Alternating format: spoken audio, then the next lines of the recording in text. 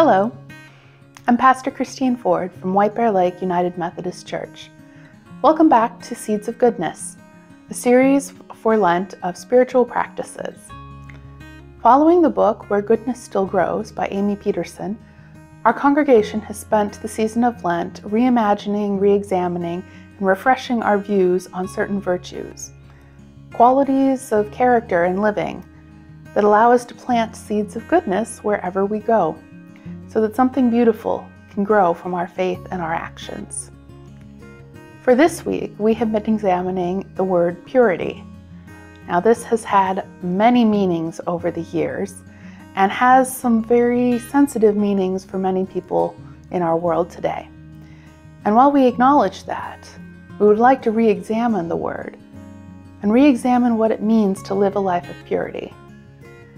As we learned in our worship this week, purity does not actually have to do with sexual orientation, gender, or sexual practice. But rather, living a life of purity means living a life in pursuit of Christ-like engagement, living a life in the light of God, one that engages in ministry in all the ways that Jesus did.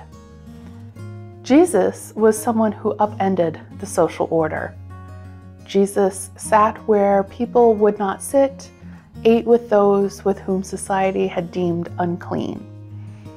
It was Jesus who challenged the order of the Roman Empire, the strict religious practice of the Pharisees, and the gender roles that we find in stories like Mary and Martha. It is for us to go in all the places that Jesus went. As Christians, if we strive to live into his example, we too must upend our own social order. The challenge for you this week is to think about places and spaces in which you have been afraid to go. What has stopped you? And what can you do? Do you just not know of needs in your community? Do you have a fear that can be addressed? Speak to someone you are close to. Maybe there is a reason behind this fear, a reason that can be brought to the surface and dealt with in ways that are healthy for you and affirm the goodness of all the people around you.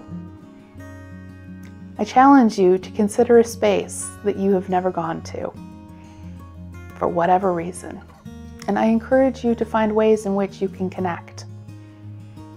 It is in the pure light of God that we all live. It is the pursuit of purity to upend our social order.